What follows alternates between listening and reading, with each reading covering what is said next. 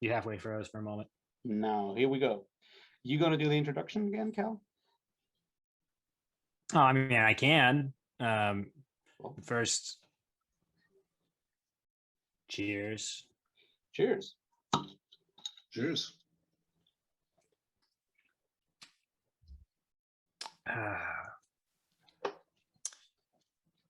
Good afternoon, ladies and gentlemen. Welcome back to Really Good and Kind. I'm Cal. This is John and Raph. And today we are going to be going over Full Moon Book 2 of the Dresden Files. So say hi, everybody. I woke up at 1:30 p.m. my time because I was up until 7 a.m. last night. So my sleep schedule is now off. We're doing this. Sounds good. I don't know when I woke up, but I didn't sleep much the night before because I don't know. Things happened. I got my vaccine, then I got went horse riding, and then I didn't sleep, and then I did dumb things and ran into stuff. Okay, fair enough. Yeah. My grandmother just moved in with us, and so Cool. She has to make sure we get back and forth to the bathroom and whatnot. It's a hip thing. So now I feel like it should be 10 a.m., but it's 2 o'clock in the afternoon. So that's the day. That's the current day I'm having. So how quickly did you smash through Full Moon, the Dresden Files, Book 2 by Jim Butcher? John, you want to take this one? Oh, sure. It took me basically 4 hours in 2 sessions, right? Because I needed a break about halfway through. Because I was Understandable. Getting really frustrated. Mm-hmm. Yeah. If it's any consolation, this is the worst one. Yeah. It's pretty much that everyone's agreed that this is probably not the best one. Yeah. I mean, it's somehow better than Stormfront a little bit in like ways, but then it also doubles down on some other things. It's like, why? Yeah. Okay, I guess we're dealing with this now. Yeah, I read it in, I don't know. So that's the point. I went to bed on Friday after, like in the evening, and finished reading The Black Company, and then I couldn't sleep, so I started reading Stormfront, and then I went through half of Stormfront, and it was suddenly like 5 a.m. and I was like, fuck, I need at least like 1 or 2 hours of sleep. So I got this 2 or 3 hours of sleep, and then I went back to where I live and just sat on the balcony and started reading the rest of it and drinking beers, and they helped.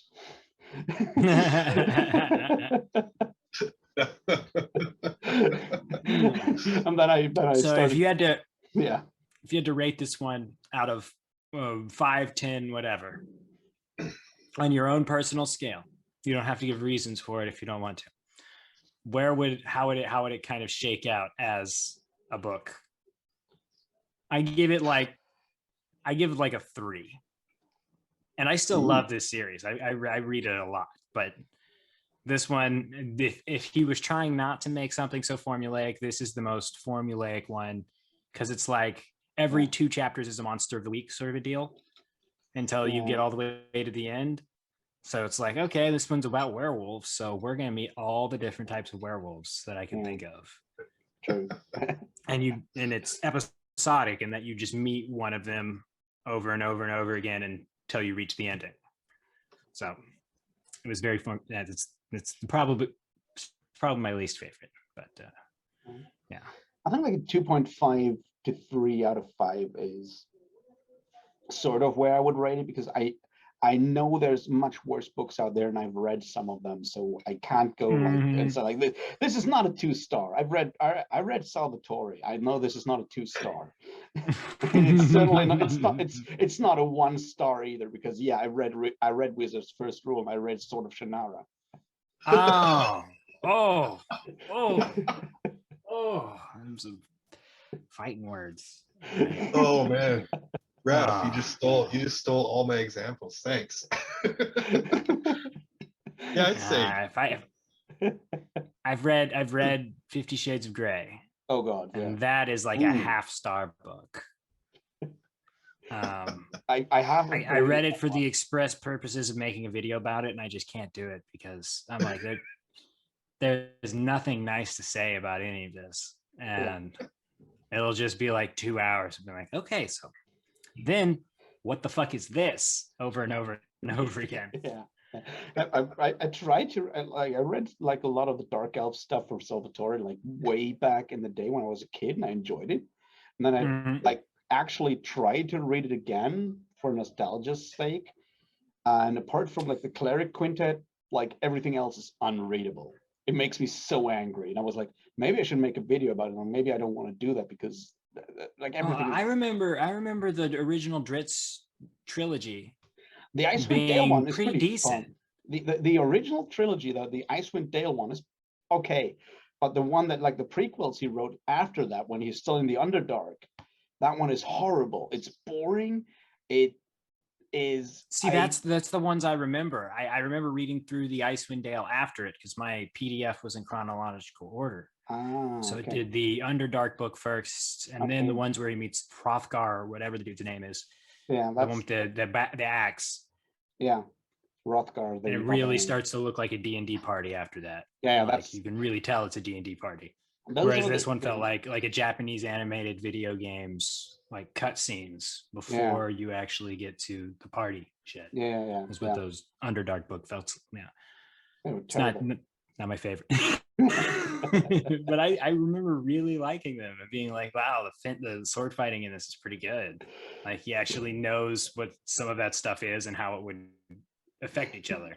And then you can say for many. And then you started reading books by people who actually know sword fighting and realized, oh shit, no, he doesn't know sword fighting. Well, to a 12-year-old, I guarantee you, I thought he did a pretty good job. That's based off my experience with sticks. That's exactly when I read it the first time, and I really enjoyed it. And when I tried to read it again, it didn't hold up that well, is sort of the point. But anyway, let's go back to Dresden before we just go and antagonize all kinds of fandoms over this. I'm giving it a 3 out of 10. Raf's giving it a generous 2.5 to 3 stars. Yeah. And where do you sit on the whichever rating system you want? Yeah, I'm probably 2 to 2.5 stars. Out of 5 or out of 2. Is that because of a Goodreads thing? Is that why everyone's always like out stars when they're rating books? Is it because of Goodreads? I don't use Goodreads. I don't know. I don't either. It's a bunch of bots talking to themselves about books that I've already read. So it's no, thank you. That's the thing. Is like when I rate music, which reminds me, I have to write a review later on tonight. Deadlines. There we have like the 1 to 10 scale to use, and I usually use that one. Okay, so let's get into the plot of this one, and then I want you, when we get to it, whichever part really you were like struggling the most with trying to figure out why this was necessary to include it, then raise your beer and interject. So at the very beginning, he goes to McAnally's pub after being called to a murder scene, or he's on his way to getting called to a murder scene, one of the two. And he meets Kim doesn't Delaney. know about the murder scene. He's just in the pub. He learns about the murder scene in the pub. Yeah. Okay, so Kim Delaney is asking for his help on some like wizard level magic that he doesn't really think she should be messing with. Yeah. And then she leaves. And then we go over to the crime scene and we get the lovely Murphy versus the FBI storyline that gets started in this book. And what do we think of Murphy in this book, by the way? I totally get why she wants to punch Dresden. Yeah. Yeah, man. Oh yeah. like yeah. Go ahead. Yeah, I mean, I like Murphy. Murphy's a badass. And like right on page 3, Dresden's talking about his relationship with Murphy. And he's like, yeah, well, she hasn't been calling me lately. I'm like, I don't know why. And it says that on page 3. And it's like, didn't you narrate the last book? Didn't you like withhold like critical information from her that ended up like really putting her in danger and screwing over her career? I don't know why. Like, come on, man. The White Council's really persnickety. They don't want people to know about them because reasons. Yeah. But I mean, Dresden sure likes to pick and choose his things he likes to follow, right? Yeah. Oh, it's like, yeah. Yeah. I'll do this when this suits me, and then, oh no, I can't tell you anything because the White Council, which I can't talk about, won't let me talk about it. Oh, okay, but you can summon demons? Hey, consistency, man. Well, I mean, I Well, got him some slack nobody because, knows he was summoning demons. yeah. I mean, consistency is something that like most humans suck at. I mean, I personally suck at it Yeah. a lot. So I cut him some slack there. I'm just like, yeah, but come on, of course he's pissed off. Yeah. Hey, if we can keep doing a Dresden book every 2 weeks on a Sunday afternoon, this will be the most consistent thing I've ever done. So probably be the most consistent thing about Dresden either as well. yeah, I don't think I should throw stones from that particular glass house. I'm not exactly being consistent on things. So what is it's an outfit guy who got murdered, right? Yeah. Yeah. Yeah, I found it Tony super Mendoza funny. or something. I found it super funny, just like a personal thing, when you listen to the audiobook with James Marsters narrating it, and the guy who gets killed is called Spike, and I'm just like, yeah, that's funny.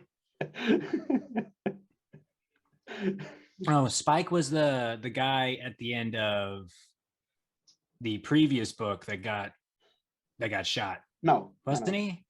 No, Spike. I think Spike was one of the guys in the varsity, in the old varsity, when Dresden goes there, but he's not the guy who gets shot there. The traitor was someone else. I'm almost sure. But yeah, James Marsters has to read Spike's death scene again. Yeah. I kind of find that funny, but apart from that, yeah, it's the mob guy who got killed by someone. And the FBI is investigating. Yeah. And right away, they get into an altercation with Murphy at the crime scene, where one of the allegedly very well-trained FBI agents pulls her fucking gun on someone, threatening to shoot her for what we can't really see any discernible reason. We're just like, oh, these are the FBI. We are in for a treat. They're going to be extremely competent and good at their jobs. Now, this is an interesting thing there that maybe, Cal, you can explain, because I mean, so the FBI in this book come across as like a caricature of what I, as a non-American, would imagine the FBI to be. And the interesting most of thing, the FBI is extremely professional. And that's the interesting thing. We're very well trained. Yeah, I suspect so. But every time I hear Americans talk about the FBI, they're like, yeah, and that's the FBI fucked this one up and this one up and this one up. It's like, yep. Is this we think that the FBI is really well trained, and every American says no, they're just all incompetent idiots. It's understandable because a lot of their mistakes are broadcast a lot louder than all the stuff that they get done. That's obviously pretty good. Or anti-organized crime stuff. I'm all for that. Yeah. They get those murdering bastards out of here. I still think they're an illegal organization who listens to people's emails and phones, and they should not be doing that. I don't like that. Disband them probably. It's probably not a good idea to keep them. Yeah. They're not great. But it is a majority of them that are actually just professionals trying to do their job. And that's why it makes it harder to condemn them. Yeah, but in this book, the FBI comes across as very, very incompetent. Yeah. Just when it comes to the level of behavior, right? It's not their crime-solving ability. I'm not questioning that, but because it's not anything we learn about in this book. because obviously, they know where the crimes happen because they commit them. But Mhm. like when it comes to behavior and showing up, and like even that point when, what's his name later on, the boy Harris, right? Harris is that Mhm. like tells Dresden to totally not go and check out the lunar garage and stuff like that, full moon garage. Mhm. It's like, gods, if you're an agent, like how does that work? It's like, yeah, Yeah, apparently that was Denton's idea, was yeah, I to know. everyone cold shoulder him and then have the young innocent looking guy be one of the dudes who gives him info so that he goes after it and then nearly gets killed. Yeah, of course. I think the point was to try and get him killed. Yeah, I know, but the point is like the way that that innocent looking kid Harris goes about giving him that tip is like, yeah, and he's super nervous and everything. Like, why would he be super fucking nervous? He's a fucking FBI agent. He should not be nervous about this. They shouldn't, but I've met plenty of just people in regular law enforcement who I'm just wondering how in the world they graduated high school, much less are a police officer. But yeah, you find competent ones and ones that scare the ever living crap out of you. I'm like, oh, this guy has authority and a gun. All right. Yeah. Oh boy. like a quick I just have a gun. I don't have any authority to use it. Yeah. That's already bad. Bad enough. True. Mm. Here's the thing, like one like really weird thing that was like weird for me to get into is that that FBI agent was called Phil Denton. And so that's the point, is like there's this metal band that I'm pretty much a fan of, and their guitar player is called Phil Denton. I'm like, every time it's like, so why is that British dude? Why is that British dude from Elixir? Why is he an FBI agent? That doesn't make sense. So after the altercation with the FBI, then we go back and we start summoning demons and Bob to talk about what it could have been, because there's a special circle there that he'd seen Kim actually ask about that got torn up. Yeah. So he goes to ask what could be contained in that circle. And then that's he already thinks he knows it's a werewolf because of the way the victims were torn apart. And then we get 4 different types of werewolf. There's Hexenwolfen. Just one thing is like, I was pissed off at that, because like if you go to the trouble of like using a German dictionary to figure out how to say Hexenwolf, then maybe also figure out what the actual plural for that is, because it's not Hexenwolfen, but it's Hexenwölfe without an N at the end. It's like either like, either just like use an English plural for that, or just check the dictionary once again for that. Huh. I knew that would drive you crazy. That makes sense for just a native English speaker who is very bad at all the languages he's tried to learn, including English. Like, so what did you run across anything else that you've heard a word or a term similar to it in a different context, and now you can't see what they're trying to do with that word?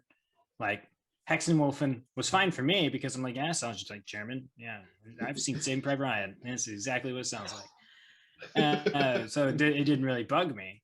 But like, say, a friend of mine, we're in a writing group, and he's got different levels to his magic school or whatever. But instead of using the word levels, he wanted to come up with his own fantasy sounding word for like level in the hierarchy. And the word he ended up choosing was quim. And I was like, that means vagina, right? Because Quim, quim is what he was. So he was like, they're of the 7th quim. And I was like, bro, I don't know how to tell you this, but you can't use that word there. I'm sorry. I won't let you forget it. No one else will either. So please use something else. So I run into it like my friends works, but that's with like English words. Yeah. So you have to happen often. Nah, I mean, not really that often. Sometimes I guess it happens a lot, and then most of the time I don't realize it or don't notice it. But yeah, obviously it happens when people use something from a foreign language they don't know and just like use a dictionary and then just like take that word and do something with it. I mean, the idea of Hexenwolf makes a lot of sense. Like it's like a witch wolf, basically. Mhm. And that word makes sense. It's just when he talks about more of them, more than one, he just used the wrong one for that, because it would Plural. be Hexenwölfe. The plural would be Hexenwölfe and not Hexenwolfen. So no N at the end, just an umlaut instead. It's like with Latin, where Yeah. like the I or the A means the plural, but the S is singular. Something like that, yeah. I was mad at that whole thing until I heard a joke about it, where a guy said 2 Roman centurions walk into a bar, and the guy says, "I need 5 martinis," giving the peace symbol up to the bartender. Yeah, that's good. And the bartender pulls him 1 martini and goes, "Well, I asked for 5 martinis." And he's like, "Well, you should know in Latin, a martinis is 1 martini." So it's a terrible joke. There's not really a punchline, but yeah, until I read that, I was like, oh, that's why I'm never understanding anything that I try to learn. Yeah. Because we don't like gamings. So yeah, but yeah, he goes and talks to Bob, and Bob does like the weird werewolf research and talks to him about all this like werewolf stuff. There was a few neat things in there, like that idea that like if you're a peasant in 13th century France, you totally want to be a werewolf because it gives you more power than being a peasant actually has. Which Yeah, I found that detail really cool. It's obviously totally not exactly what history of the 13th century is like, but it's cool. It's an interesting idea to realize that yes, sometimes there is a motivation for people to play around with magic and stuff like that, because there is a power imbalance. So you've got people that turn into wolves because of a spell. Yes. Then you've got basically berserkers. Yeah. Or lycanthropes who stay human or just wolf-like traits. Yeah.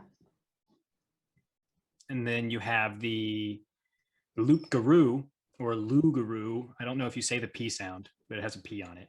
Let me think about that. I think from my French is brutal, but I think you should not say the P depending on what comes after it. So it's sort of like, I don't think you officially pronounce it loup-garou. I think you say loup without the P. Loup-garou. Loup-garou. Yeah, that's sort of where my French. I didn't speak French for a while. Interesting aside, it's like the bad, like the villain in one of the first Solomon Kane stories by Robert E. Howard is called Le Loup. Because he's this French villain. It's so like okay. It's 1930s pulp story, so of course the evil villain with all this evil master plan is called Le Loup. Yeah, you got to be French. Well, it starts actually out in France. It kind of starts out in France, so that kind of makes sense. But still, it's so funny when he's like, Solomon Kane, the stolid British man, is hunting Le Loup all over the world.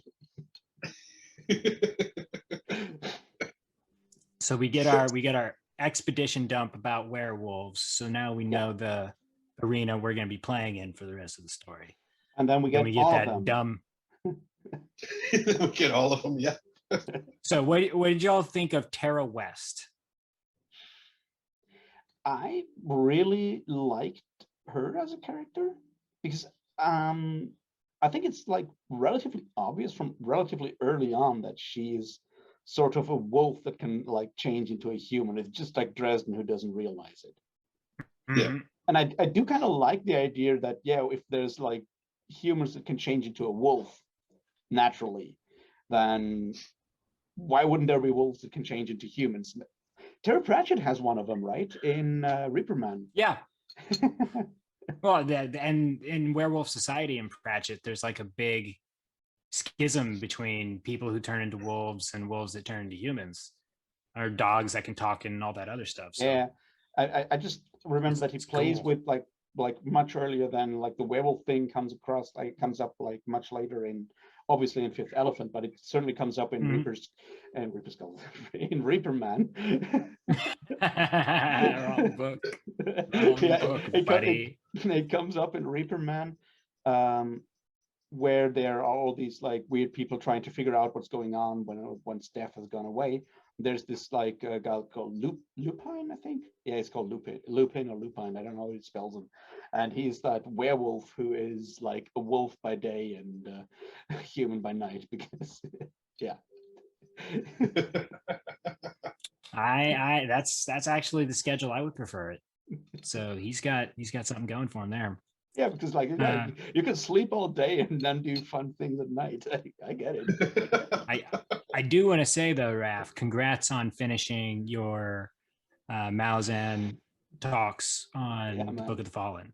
Thanks, man. Because you were damn consistent and you powered all the way through it, and you did what, something like almost 100 videos on that. Something like 100 videos, yeah. Pretty much. No, that's good. That's good. Consistency is good. And now that record will exist for anyone who's just getting into the series and wants something to listen to figure out maybe what they think is going on. They have something for the whole series now, and it's all on video. No one else has done that. Yeah. Like nobody else has done that. Everyone else only like does little bits and pieces. So you've given us the first archive, which is pretty cool. Thanks, so yeah, congrats. I'm super happy that I actually managed to do this, the consistency thing, right? Yeah. So now when people say, is there any YouTube thing to watch that's done? I can be like, yep, there's this one right there. Yeah. Go for it. So yeah, Tara Vest, what do you think of her, John?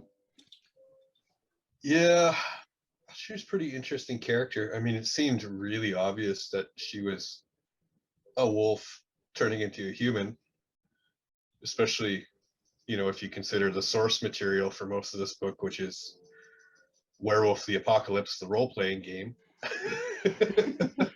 Is that the same company that makes Vampire the Masquerade? Yeah, it's all World of Darkness. I mean, Dresden reads a lot like World of Darkness fan fiction at some points. Yeah. I don't think you're exactly wrong. I think it's the closest thing we'll get to an actual World of Darkness like produced material from inside a World of Darkness. It's the closest we'll probably get. Yeah. Just okay. They did make their own novels. They totally did make some novels. There are some vampire and werewolf novels out there. Yeah, but like most novels produced by role-playing game companies, I would run. I have screaming. I'm in the middle of doing the Horus Heresy right now. So Horus Heresy is pretty cool. Some of the decisions they've been making in that, and like the entire series that I've been reading so far, I've been like, why? Yeah. I've never read and I'm like, okay, yeah, you're reading a Games Workshop produced piece of literature. Just stop complaining about it. It is what it is. That's true. For the Emperor. The Emperor points and we away through the warp and far away. That's the song of the Imperial Guard that's the first stanza or whatever to it. Stupid. So then we go through investigating each different werewolf type to find out who's been tearing people up. And then Kim Delaney dies. And we're introduced to MacFinn and his whole issue. At this point, he's already broken off. He's on the outs with Murphy by the time he goes to visit Mac. No. So there's things like he learns about MacFinn. He learns about MacFinn from Marconi. Actually, because Marconi wants to hire him, and he's like, "No, you're a criminal. I may blow people up, but you're a criminal. I hate that." Yeah. So let me just, try to make the crime boss of Chicago really angry by using his Yeah. first name all the time. And I really like their antagonistic relationship though. yeah, It's like the farther you go along, the more and more you realize that Marcone is a formidable man, like Yeah. a really Yeah. formidable guy. And so it's like just on a point of principle, he doesn't even really know the guy at all. yeah, He's like, you're a piece of shit and I don't like you. And it begins to cause a bunch of problems for him throughout the rest of his life. It's actually a pretty good lesson in there. yeah. You know, maybe don't be oppositionally defiant to everything all the time. Yeah, yeah. No, but the thing is, like when Murphy calls him to McFinn's place, and Yeah. that's where she's pissed off at him. And this is like the weird things, like she's pissed off because she found that piece of the circle, like the drawing of a circle that Kim Delaney left in The McAnally. pub. And she just took it up, and it's mentioned in that scene, so it's going to be important later because Jim Butcher is not the kind of author who just like throws stuff in for scenes that it's all going to be used at some point. Keep that in mind for the entire series. Like Yeah. if he mentions a detail, it's going to come up later. And so, and she goes in, she's in there, and she sees the broken circle in his cellar in McFinn's cellar. And she's like, why didn't you tell me about all of this? And it's like, this is like the one time Dresden probably didn't actively withhold information from her. Yep. Because maybe he just totally didn't notice. But well, of course he noticed that she picked up the piece of paper because he's a narrator, but still, it's like, this is the one time he totally didn't actively withhold information. You can accuse him of being dumb for not actually getting to that idea earlier on. Yeah, but that's about it. And that's the time she knocks him out and wants to take him into the car, into custody. And Tara, well, she owed him up for lying with us. What? Yeah, he does kick his ass too. Yeah, like, yeah. Really. He deserved that. He deserved that. Yeah, that's not arguing. And he chipped it. She chipped one of his teeth. I think so. Which is, yeah. She gives him one in the head and then an uppercut, and that's because I saw a piece of my tooth go about in my mouth. Like, oh, buddy, you got it. Then you got one of my favorite scenes of the entire book is the Lou Garou inside the police station under arrest debacle. It was like, I'm going to make an invisibility potion so that way I can go help. Yeah. Oh boy. Does it not go right? I did. So like who'd lose to that attack? What was his name? Murphy's partner. Carmichael. He dies. Yeah. Carmichael. Which sucks because he was cool. So yeah, he was one of the only ones, only one of the police characters I actually like in this series. I got issues with Murphy for reasons, but you'll get there eventually. But I've heard this as a criticism as well. So let me know what you think. This series is propaganda. Ooh. I would not call it that. No. Because when you look at it, Murphy, while being a cop by name, is very much not a representative of general law enforcement. Yeah. So that's sort of why I wouldn't call it propaganda. It's like, what it really does more is like, I only read the third one beyond this, like so far, so I don't know. I would say it's more a problem of this, like he has a very strict black and white morality thing going on, even though Dresden is supposed to be slightly gray or whatever. And you have good cops like Murphy. You probably have a lot of bad cops. Technically, maybe even someone like Denton. Like Rudolph. Like who? Rudolph.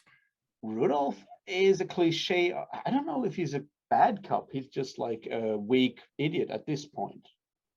I think he shows. Does he show up later? I guess. But more, Yes. it's more one of these.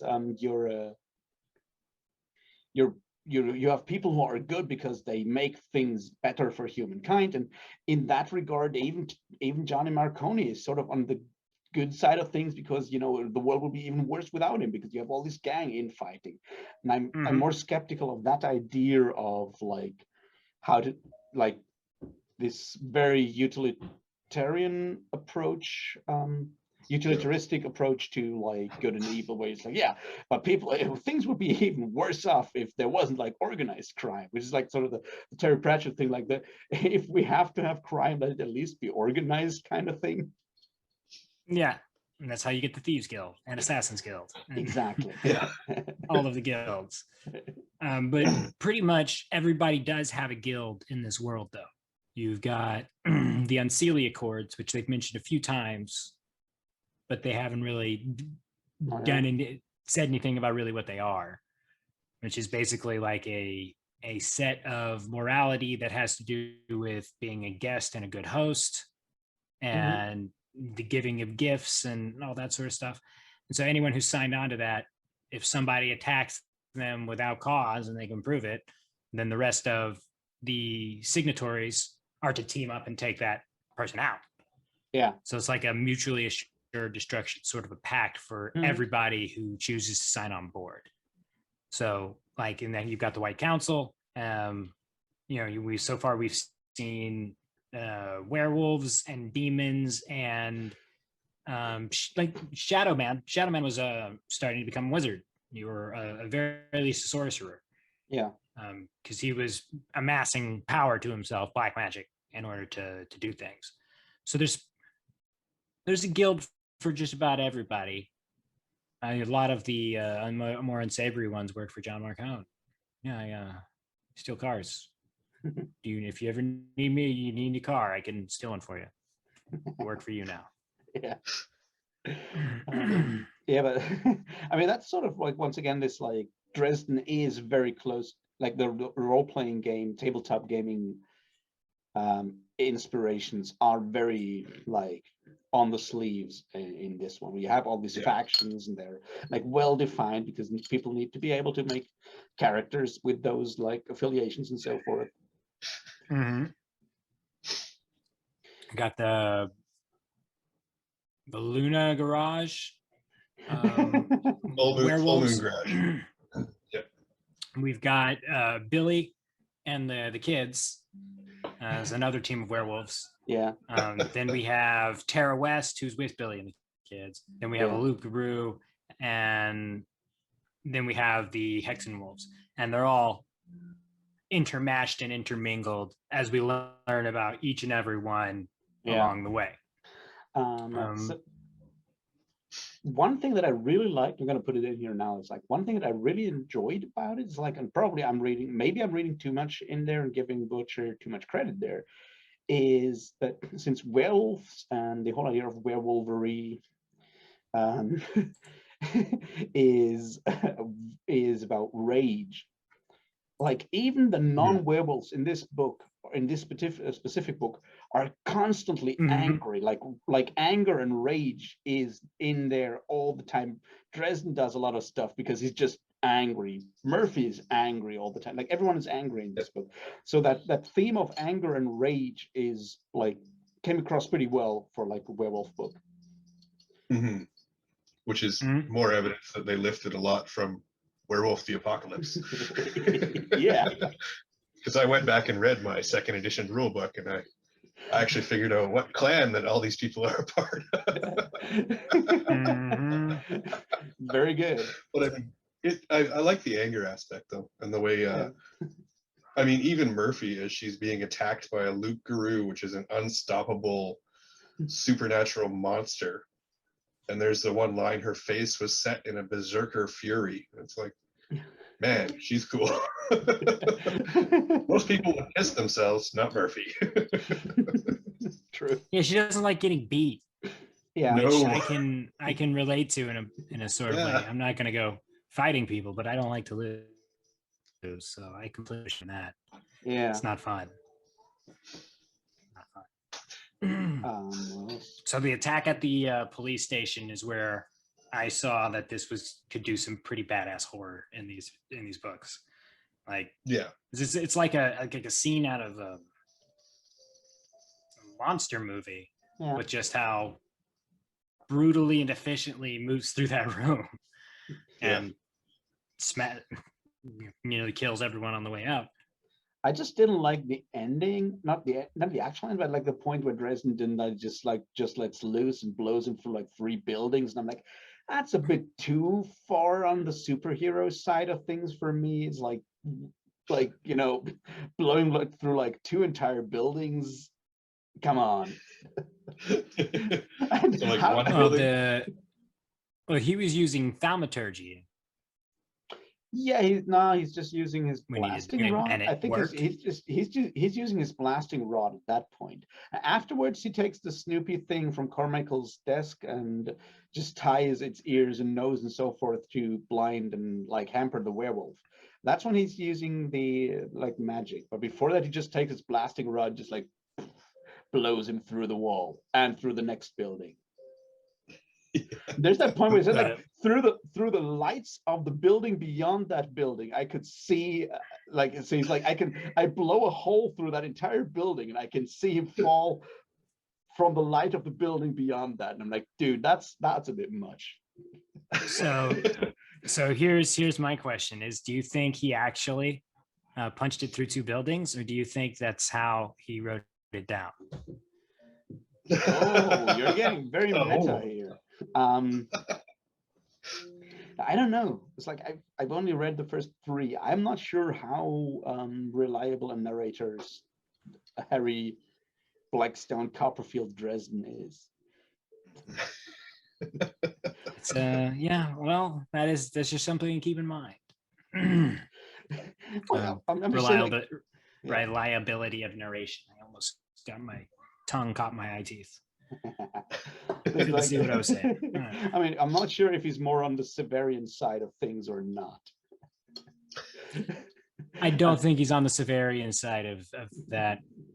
He's more closer to, I don't know, like a young kid who has got a bit of gumption with him, but he wants to see himself as more than that.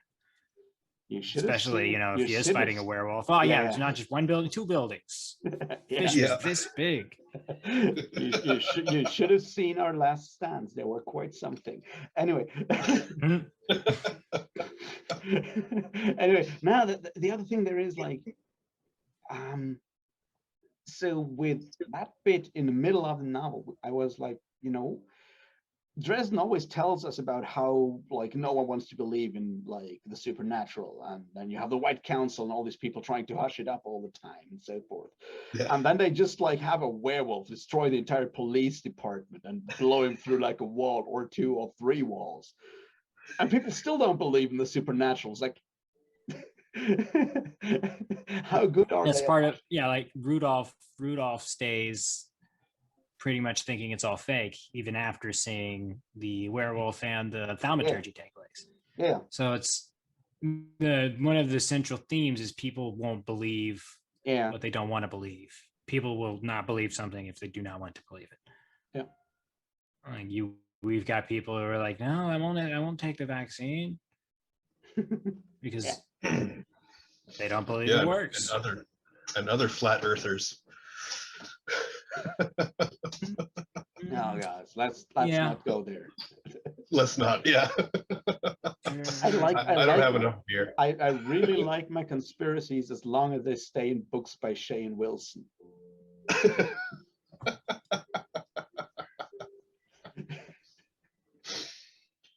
I'm gonna have to add drum noises in for when that happens. I'll give you a rim shot and there.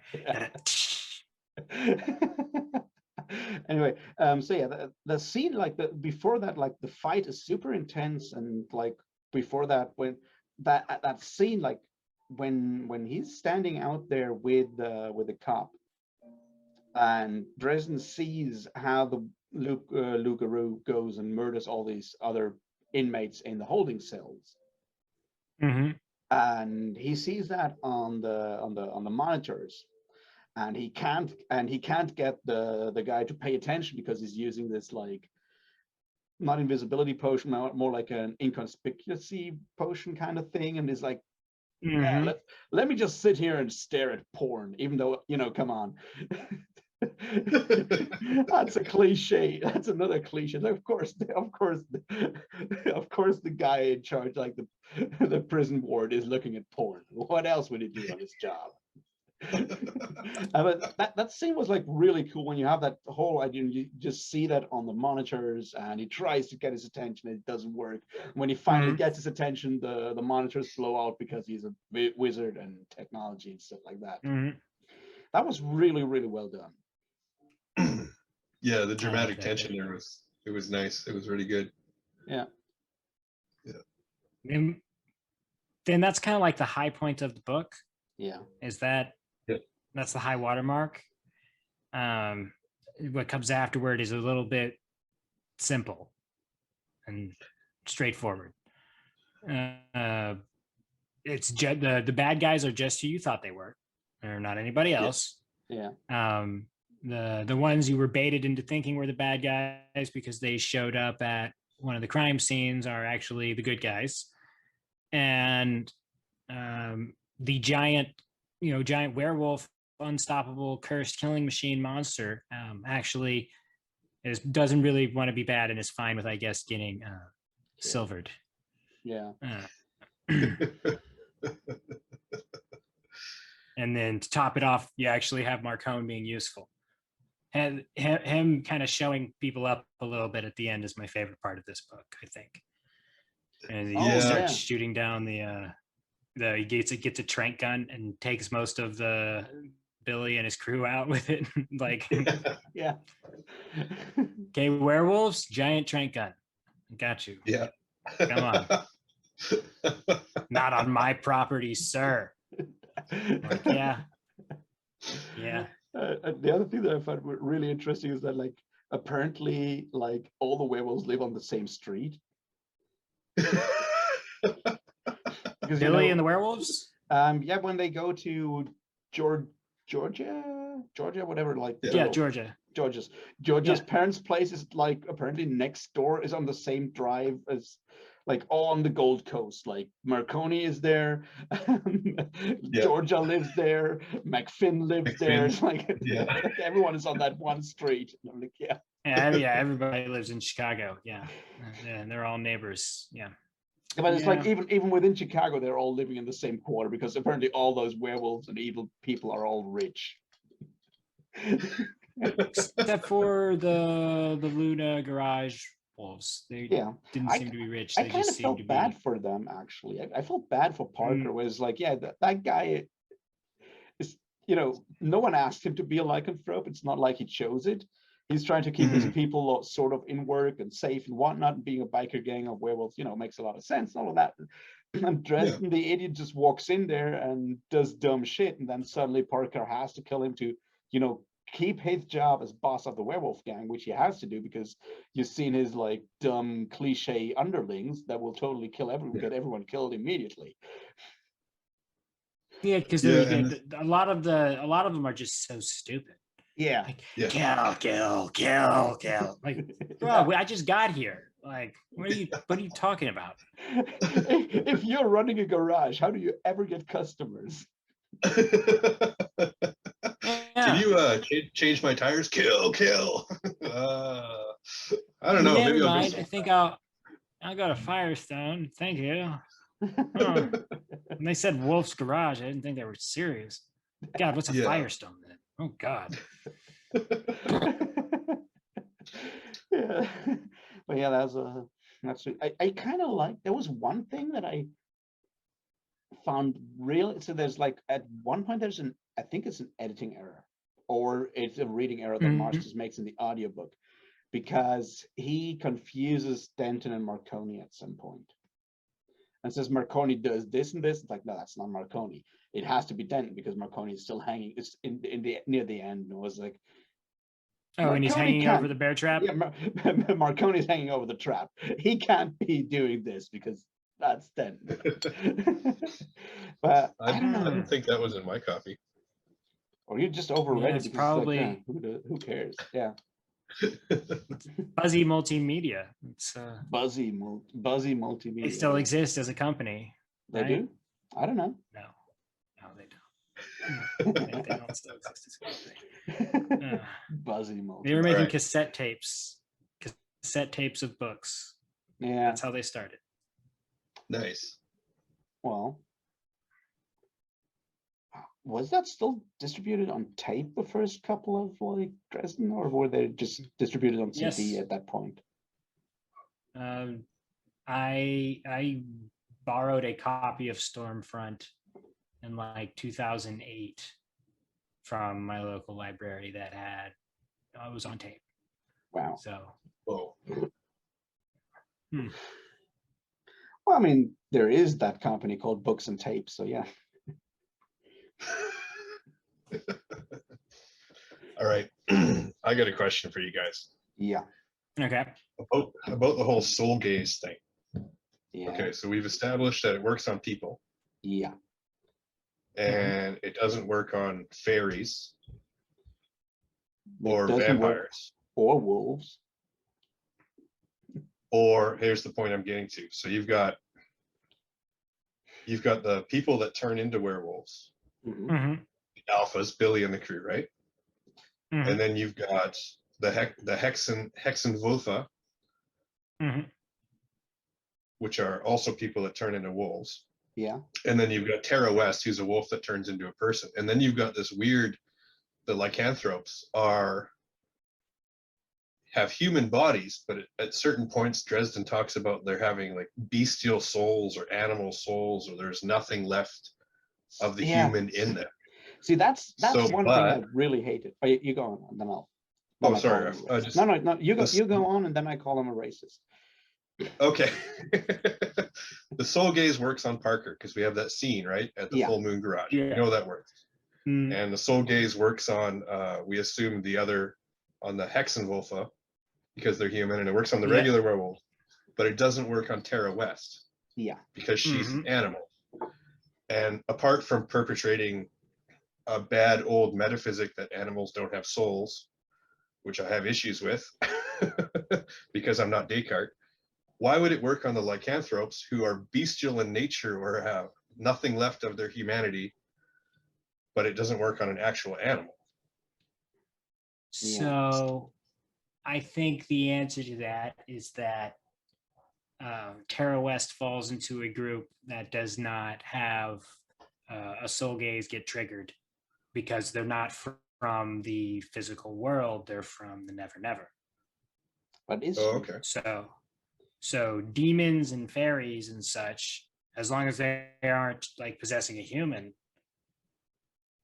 they don't have anything for you to soul gaze with because they're an expression of ectoplasm from the other side.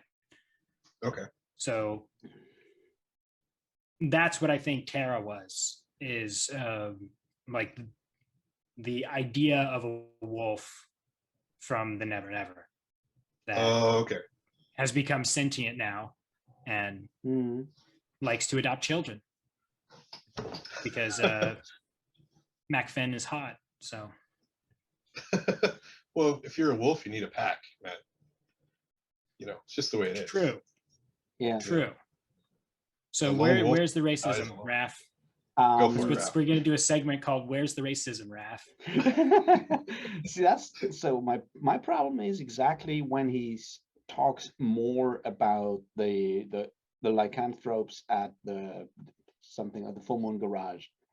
And Mhm. Dresden at some point uses a lot of highly problematic language when he talks about them. He's like those Neanderthals and stuff like that. And I'm like, Yeah. dude, they're humans, obviously. Yeah, I think he's being facetious. I don't think he's being literal. Yeah, I know, but it's still like, does that does that mean you think Neanderthals are not humans? You're calling them like the whole idea of them like being less than human or something is like sort of the point where I have an issue with. It's like you're taking a group of people that, if I remember Bob's like presentation on werewolfery, are basically human, just have that touch that makes them, that gives them the soul of a beast sometimes or whatever. But they're basically human, and you're calling them less than human, and that's a problem, I guess. you know, Yeah. so I'm not calling Jim Butcher a racist. I'm just saying that Dresden's language there can be seen as racist, or it has that like very problematic approach to seeing some people as less than other people. I don't think that it's actual racism. No, of course not. Because all the characters involved are still basically human. Yeah. And the things that he said about them could also very easily be applied to Dresden as well. Of course. I think he talks about himself rising above his Neanderthal brain a few times already. So I don't see it quite so much as like actually legitimately racist, but actual legitimate racists also say the same sort of shit. So it's like, maybe have that happen. No, I mean, there's ways to do it without doing it that way, but it's because reactionaries always take the language of something legitimate and then try to turn it into something that they can use. So it just made me uncomfortable how much he dehumanized them later on. Because like at the beginning he's like I kind of understand why Parker is the way he is, because I soul gaze with him, and then later on he just calls him like primitive and all this other stuff. Like, you've seen his soul. That's kind of scummy. Yeah. Try to survive. I think anytime anybody's employing the language of like, oh, subhuman or less than human, it's like, oh, okay, let's just take a minute. Because it could be really problematic. Not necessarily, but it could be. Sorry, Cal, you froze. Oh, you froze. Was I freezing? Oh, I think we all froze. Yeah, maybe. Dang it, don't move that. I think it's like the problem that I have there is that he has already, they're lycanthropes.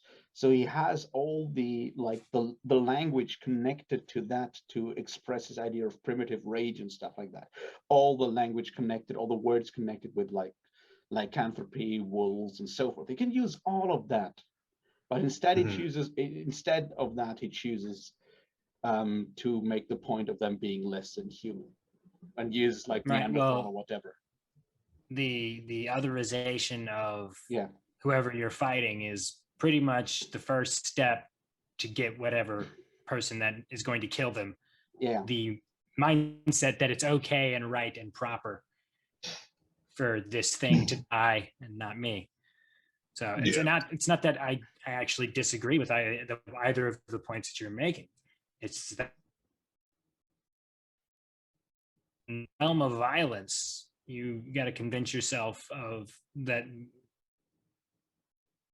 things are generating a lot of problems later on down the line. So I think that's kind of what it is that he has to be ready to kill. Yeah. It's like, at the same time, it is a problem for him to be thinking that way. But at the same time, that's exactly what the lycanthropes are doing. Yeah, of course. As I said, it was more just like seeing that language in that that on that level was just like weird. It's like, holy shit, why does he do that? It seemed unnecessarily harsh in a way. So last question about it. Why do the lycanthropes get a pass and Dresden does not? Do they get a pass? So far, we haven't ripped into the lycanthropes other than that they have outdated ideas of how wolf packs actually work. So I guess there's like, the one thing there is like the technical thing is we only have Dresden's perspective. We don't actually have their perspective. So we don't know what they're actually thinking. And there's not enough material to actually get all of that, I guess, because they're only adversaries from like the beginning on. Yeah. There's not enough there to give them a pass or not give them a pass. They're just like cut out. They're cliche. Gods are this stupid. It's like he even does that all the time when he gives people nicknames all the time. There's like the woman, I keep forgetting her name, and then there's Flat Nose. Come on.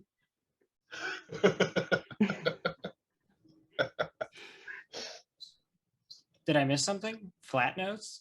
That's the one underling of the Parker's. lycanthropes. Parker, the guy who's challenging Parker all the time.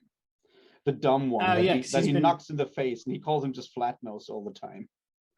Yeah, because he's been punched so many times in the face, his nose is now flat. Yeah, but because Dresden punches him in the face in the first encounter when he leaves the garage, and he uses his like superpower ring and he just knocks it. Oh, I love that gadget. That is one of my favorite gadgets like someone's ever come up with. I want one so bad. Oh yeah, I want one so bad. That would be amazing. I already have a list of people I would like to show that thing to. Because if it saves up a little kinetic energy every time you move your arm, then I do go like this for a moment, and then just like walk up to somebody and be like, from like a good 10, 15 feet away, say something like "Bazaar!" Yeah. So that it comes at when I say the word, and then be like, what happened? What you do? You almost fell over. What are you talking about? What was I'm sorry, did I startle you? Hold on, just a moment. Bazaar! Do it again. I would quickly become a gigglingly evil villain if I had superpowers. So let's all be grateful that I don't. Yeah. All right. Shall we have shall we already talk about like Dresden's image of women, or shall we keep that for like the next one? Oh, because buddy. I think it's kind of weird. It's fascinating because on the surface, this has got my least favorite line in any Dresden book is in this book. Which one is that? The scene where Susan is getting him a new coat.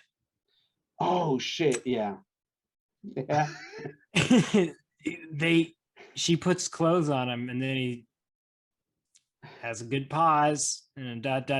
and then an italicized thought, talk about having your loins girded for battle, and then goes on.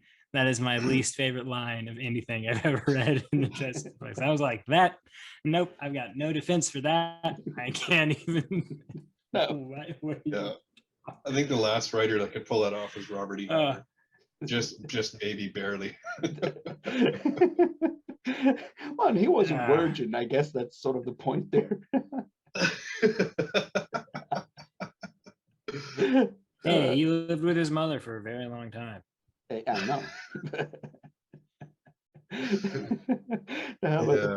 I mean, so my point is that Dresden is the ultimate chauvinist, but he's sort of aware of it and still does it, which is kind of weird in a way, because like a lot of his problems, a lot of the stuff he does wrong stems from him doing like all this bullshit. Like, why not tell Murphy? Why not be open or whatever?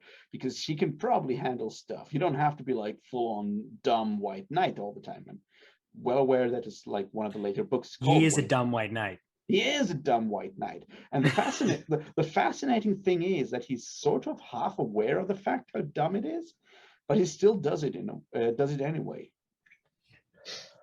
Because I think it's because he has an idealized version of how he thinks people should behave. Yeah. And he wants to be good so bad that his idea but a lot of his idea of what's good, comes from old movies, right? Yeah. And comic books and books that he's read, like Lord of the Rings. Like, so, What are you trying to say, Cal? so, well, you know, in Lord of the No, I- Rings, they're not outwardly mean to women, but they still hold them back from the battlefield. Yeah. And be like, we're not gonna put you in danger and all that that sort of stuff, which is an understandable thought, you know, and you know, if it were my like daughter, I'd probably say something similar. But if you're a responsible parent, you probably would say the same thing to your son as well, right? Like, yeah. you know, nah, he'll be fine. In fact, why hasn't he taken Osgiliath yet? Where are my tomatoes? Well, what's Yeah. interesting about Dresden is I think he likes to, like, in his own like self-narrative or self-image, he likes to think of himself as chivalrous, Yeah. kind of. Mhm. But But then he sort of understands like he's doing a really crap job at it. yeah. And at the same time, like, and like this isn't so much a point about Dresden, but about like this sort of attitude in general, that it results in like a mode of domination. Because if you look at his interaction with Kim Delaney, she asks him about the summoning circle, or whatever the circle, the three-part circle, and Yeah. the first thing out of his mouth is, "You don't need to know." And instead of like, "Why do you need to know this?" It's, "You don't need to know. I know Yeah. better." So he has Yeah. the same interactions with Murphy continuously and repeatedly, even when it's proven to him that this is really a dumb way to operate. Yeah. And then, so I mean, what he's actually doing is like, it's a mode of domination by withholding information. True. And what it does, I think, is like, if you withhold like especially necessary information from people in order for them to make good decisions, what you're doing is robbing them of like agency. Yeah. And so like if you rob somebody of agency, you can't turn around and say, "Oh yes, I like to treat them as equals, blah blah blah." Well, no, you've stolen their agency from them by not giving them the information they need, you know. And this is like, a lot of guys do this under the guise of chivalry, and it's a mode of fucking domination, and it pisses me off. And yes, I've been reading Adorno, so shut up, Raph.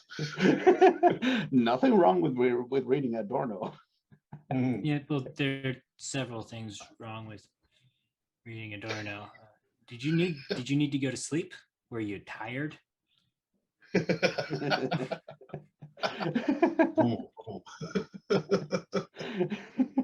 Man, I would always take Marcuse over Adorno, but that's just me. Too much Freud. Right. Too much hope. I tried to read. I seriously tried to read Carl Jung rather quickly. I was like, this is psychopathic nonsense.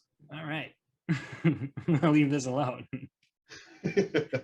Adorno is. Tried reading it again. I'm still confused. I don't get it. Well, but yeah, I see what you mean there, John, and that's certainly the case. I mean, it's like with Kim Delaney, he's right that she shouldn't fuck around with that kind of thing. But if like not saying you don't need to know is kind of pushes her into making that dumb decision, right? That's the point. It's like if you had told her like, yeah, that's how this works, but trust me, you don't have the kind of power to actually do that yet. Yeah, but I mean, but Dresden does have this sort of power, and if he gave a damn or wanted to not be a douche canoe, he could have been like, "Whoa, why do you need this? And if there's a good reason, maybe I can help you with it, because you're not a trained wizard. I know a trained wizard. It's me. I can do this or help you with it, or blah blah blah." Instead of, "No, I know better. I'm your dad." You know. Yeah, but then he HRV. wouldn't have let her make that mistake, and that's also sexist. Is it? I don't know. It cost her life. So. Well, No, I mean, sometimes sexism yeah. kills. Well, Tried to say that with a straight face. well, you know, the point. I mean, yeah, but it's like the same with Murphy. And he even had, see, that's why I find it interesting. It's like, yeah, on the surface, Dresden's behavior is super chauvinistic and terrible. But there's that level, because we have his perspective as a narrator, where we see him sort of reflecting on it. Yeah. And we even have that point when he's talking, that weird scene when he's talking to his like subconscious, Yeah, that is a weird scene.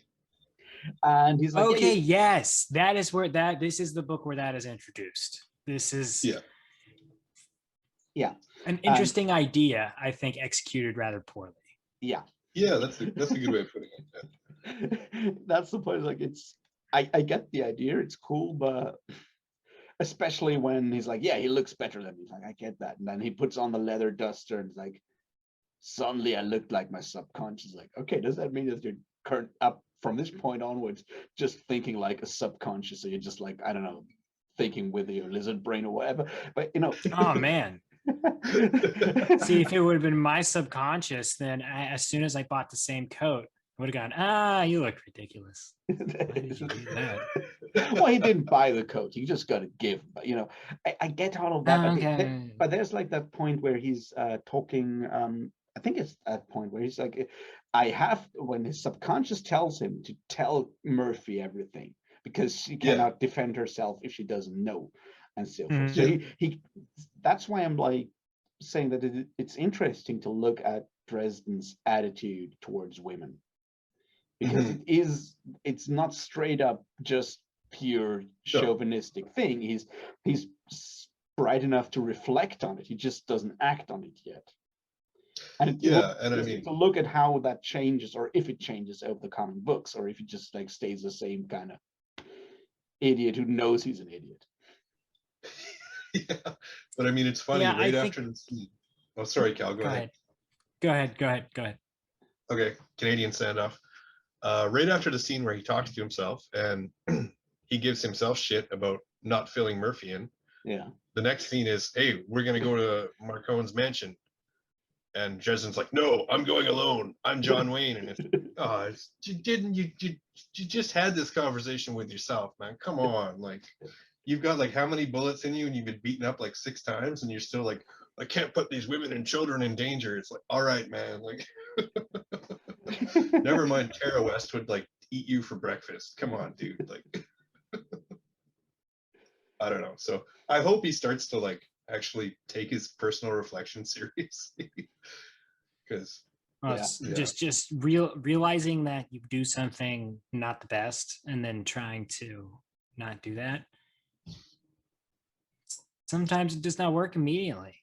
Of course. No, it's true. Yeah, so it's interesting that we at first were just kind of slightly like horrified to see that this 26-year-old man is actually a 14-year-old boy, and is also very dangerous. And his way to learn things, like his lessons that he's actually learned at this point are not that good. He's not learned the best lessons. We have the benefit of knowing that he wants to be good, but otherwise, from the outside, Dresden looks like a maniac. Yeah, totally. Like saying, like refusing to look people in the eye while also saying, no, I'm never going to tell you anything. Like, that's probably a bit of a mistake, just like on an interpersonal level, but that's just one of the things that he does. From the outside, you see him in a group of like in a conversation, and he immediately, no matter what the conversation is, makes it about himself. Yeah. And then like is simultaneously like it seems like he's trying to one up the people he's talking to. And so it's like, Jesus Christ, like, buddy, you are gonna get shot. You are gonna get shot, and you are gonna get beat up when you act that way. And he does. Near the end of the book, it's interesting. Yeah. You know, there's the scene where Karen Murphy like shoots him, or he thinks that she shoots him. I mean, I had the just like, hey man, you've been asking for this, dude. Like, really. And also the other point I want to make is now we have 2 books out of 2 where Dresden has ended up in sweatpants and cowboy boots. That's a weird fetish. I own cowboy boots. I've never worn them with sweatpants. Cal, you're from Texas, man. You got to have an opinion on this. Is this a thing? I don't know. Boots are good for whenever you need them. They're there. Yeah. So would you wear cowboy boots together with sweatpants? In Texas, no, because the humidity itself is going to make me want to die.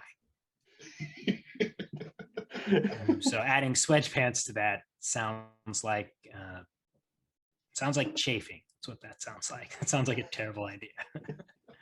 So no, if it were somewhere colder, maybe you'd have the excuse to wear sweatpants and cowboy boots. If it's that Dude. cold, probably gonna wear a secondary pair of jeans on top of the sweatpants though, because Yeah. I want to I'm be in warm. Canada. I don't like. I still have never worn cowboy boots with sweatpants. It's just weird. And you're from Canada. The question though is, do you Yeah. actually own sweatpants? I do own sweatpants. All right. Yeah. So your opinion on that matter is valid because you could actually make that choice. You have deliberately decided not to. It is a possibility for me, yes. It's not a probability, though. You have so far managed to not put on that ring. Mm-hmm. Yeah. But Dresden always seems to end up in sweatpants and cowboy boots going into the boss fight. Yeah. He ends up naked quite a bit. That's true, yeah. Like a little too often for my taste in reading. But wait, where is it? The scene where he actually puts on the wolf belt Yeah. and then Yeah. like goes full wolf on that seems a little gross. Yeah. There are quite a few times I was like, Jesus Christ, I get it. Yeah. Oh, the other Like, it thing, gets really fucked up Yeah. really quick. Like, Yeah. it's not a very long scene. It's maybe like less than 7% of the entire book. But Yeah. every time I go past that part, I'm like, oh fuck, here we go. This part is gonna get a little uncomfortable. The other thing though is like, didn't his like one cowboy boot get chewed up by McFinn? And is he Oh, wearing that's right.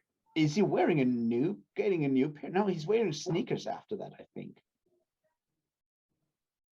Before that, he was No, definitely it's- wearing sweatpants and cowboy boots, or Yeah. maybe he has like a magically regenerating pair of cowboy boots. I don't know. I don't know. So something I noticed about the Dresden books is the beginning, you have a regular day interrupted by a serious problem. Then that problem is also going to have two more problems. Yeah. The figuring out of the third problem associated with that is going to involve a fight of some sort. Then just when all the pieces are starting to come together, you're hitting the 2/3 to midway point, and then there's going to be another giant boss fight, which he will lose. Then he'll spend the rest of the book getting his shit back together to try and take out whatever just mopped the floor with him. And then we have our final confrontation where Dresden wasn't able to do it all by himself. It was only because he had friends with him that he was able to survive. The end. Yeah. Well, I mean, that's sort of the thing that I remember I said that when I was talking about Daniel Green's books, like the idea of like doing like a crime story or a police procedural Mhm. has the advantage of it being a very, very firmly established structure just by definition, right? It's Mhm. you go from like, I want a cool villain who does that really cool crime, and then I gotta figure out how my detective character gets there. And that's how I build that structure around it. So it's like, even outside of the fantasy stuff that we're talking about now, even in like your average like real world whatever police procedural, those things are extremely formulaic, and that works. Mhm. And it makes it easy to start writing this kind of story because you don't have to worry about like the actual plot that much, because the plot basically writes itself, because it's, we have a crime, it gets solved at the end. That's how it works. And you can, build and hone your craft as a writer around that by figuring out all the other stuff and not worrying about the structure because it's there in a way. And it's just that with, especially with Full Moon, the structure is very visible in a way. Mhm. Yeah. It's kind of obvious, yeah. But this is the most obvious and sort of ridiculous that this book series gets. Everything that's in this book, you're going to find a form of something of it later on in other books, but additional context may actually make it better than the first time it was able to be shown up. It's really like the books 1 and 2 are kind of like practice. Mhm. And then book 3 is when, even though it follows a very similar sort of structure that we've just talked about in just the most general terms, Yeah. it's still going to end up having better stakes than any of the previous novels. And then by making the stakes a lot more personal, the series is able to elevate itself pretty well, starting at around book 4. But book 3 is where things actually start to make sense as to why you want to try and write it this way. I do kind of really enjoy and appreciate the way he manages to drag in like these bits and pieces of Dresden's backstory, hint at like how this world is like much bigger, and I know that it kind of makes sense later on. But you have all these ideas, like now we have that thing with like the pentacle that he has like wears, and is like the pentagram he wears, right? And it was mentioned in the first book that it is about from his mother. And now in the next one, we get hinted at like his mother died in childbirth, and or maybe not. And there was something more to And it. demons knew about her. And demons knew about literal her. demons from hell. Which is a cool had demon. bets about which way she would go. Yeah. Chazaroth or whatever his name is, Chauncey. Sagaroth or something like that. Yeah, Chauncey. Yeah, but you know, you have all that, like the way he manages to build up that whole world around Dresden is pretty good. That's pretty impressive. We're going to get more and more of that as it goes along. So you're going to get a better and better picture of what's actually happening. Yeah, I think book 4 is my favorite of the first 4 because it has one of my favorite scenes, and just bar none, it's just one of my, it's hilarious. I've read it like 9-10 times, and I can go back and reread it right now and it'll still make me laugh. It's one of my favorite scenes. All right. So I can't wait for you guys to get there. But we got any final points? Because we've been going for about hour and 20 something minutes now. Yeah, I'm certainly sitting in the dark at this point, so there's that. The sun is still barely up behind you, but now you're just a silhouette. It's like barely up at all. Yeah, no. Well, either that or some sort of light. I think it's probably sort of like the last end of the sun over there, but yeah.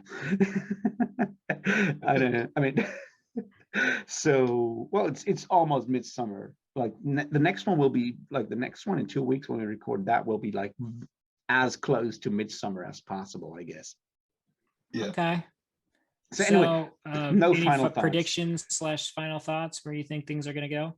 Well, I've read book 3 a decade ago, so I kind of know, sort of have like half remembered things that are happening. So I'm not going to go into like that. It doesn't have to be about the next book, just predictions in general about what you think is the end goal here. I think it's like the end goal. I think the end goal is sort of, I mean, he kind of hints at it in this one already, that there's like things are getting worse, and there's sort of like some final climactic battle between the forces of the Never Never and the dark and the evil and whatever, all the monsters and so forth, and something's coming at some point.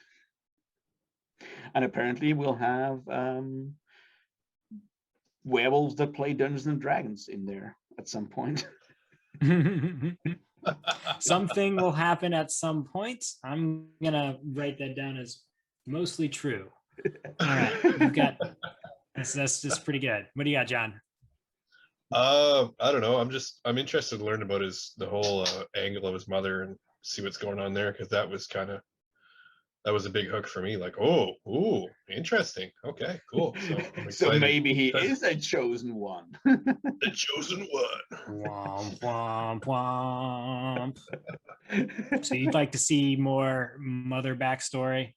Do you have any idea? You got anything else you think is coming? So here's the thing about the mother thing. I'm not sure if I remember or I'm inventing or imagining it, but I'm almost certain it will come up in book 3. And I'm like, I have this weird memory of Dresden talking to his mother, and maybe it's imaginary or it happens in book 3, but I guess we'll find out in like 2 weeks about that one. We will indeed. You will most definitely indeed. I'm So now you can go binge read Deadhouse Gates. I'm totally not sure of. Well, we can totally talk about Deadhouse Gates then as well.